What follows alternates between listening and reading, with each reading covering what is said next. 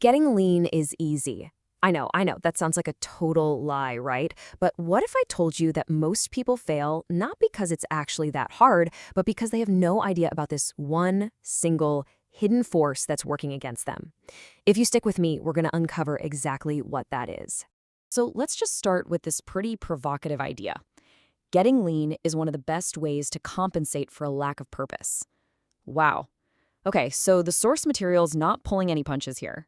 It's basically suggesting the drive to get shredded isn't just about being healthy, it might be about filling some kind of void. And if the motivation is that powerful, then why do so many of us fail to actually get those visible abs?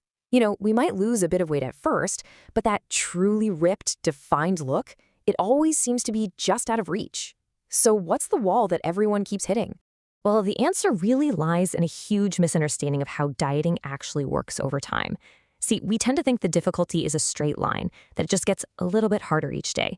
But it's not, it's a curve. And that accelerating curve is what trips pretty much everyone up. And here it is. This is the core concept: exponential difficulty. We assume that if we can handle a diet for 1 week, we can handle it for 10 weeks. Easy, right? But that is just not how our bodies and brains work. The reality is the hunger, the cravings, the mental fatigue, it all starts to compound on itself. It grows and it grows exponentially. You know this famous quote about the exponential function? It applies perfectly to dieting. We humans are just not wired to intuitively grasp how quickly something small can become overwhelmingly massive. That tiny little bit of hunger you feel on day 5, by day 50, it can feel like an all-consuming obsession.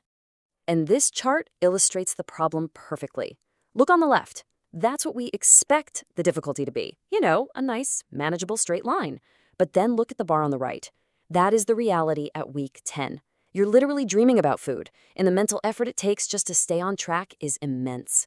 This gap, right here, between our expectation and reality, that's where diets go to die. So, when that diet gets exponentially harder, what's the very first mistake most of us make? Well, we fall right into a trap that has been perfectly laid for us by food marketers. It's something called the protein slop trap. Let's be honest, protein is a magic word in food marketing. They know they can slap it on a box of sugary cereal or a candy bar, and suddenly people think it's a healthy choice. This creates this whole category of foods that feel like a guilt-free treat, but in reality, they're actually designed to sabotage your progress. And this slide just shows the difference so clearly. On the left, you've got the protein slop. Think of that sweet, fudgy protein bar. It is literally engineered to be delicious and incredibly easy to eat, which just makes you crave more. But on the right, you have the solution: high-volume foods. Things that take time to chew, that actually fill you up, and that don't make you crave the next hit. This matrix really makes this strategy crystal clear. Your goal is to live entirely in that bottom row. Foods that are filling. That's it. You have to avoid the top row of bingeable foods completely. So whether your meal tastes incredible, like a perfectly seasoned steak, or just kind of okay, like plain tofu, its main job is to satisfy your hunger, not to trigger a binge. Okay, so you're avoiding the protein slop. Awesome. But what do you do when that exponential difficulty really, really kicks in? Well, you've got to upgrade your strategy. It is time to open up the Advanced Dieting Toolkit. The first tool is totally non-negotiable. You have to track your intake. You have to.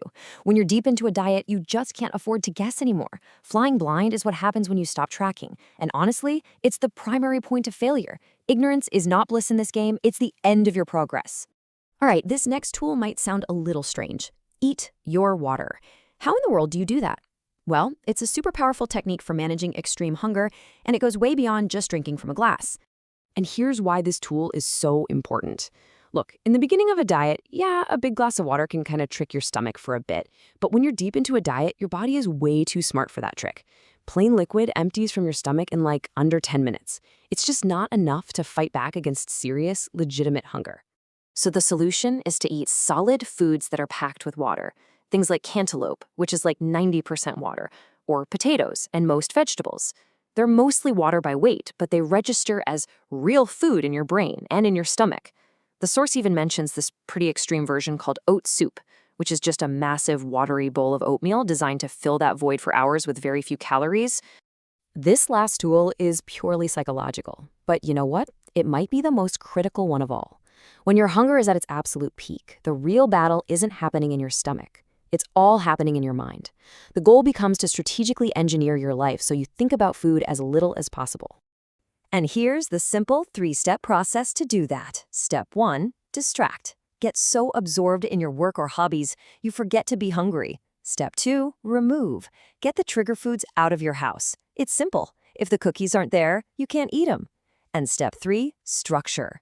By eating only 3 or 4 really satisfying meals, you limit how often you're even thinking about food. You keep that hunger gate closed for most of the day.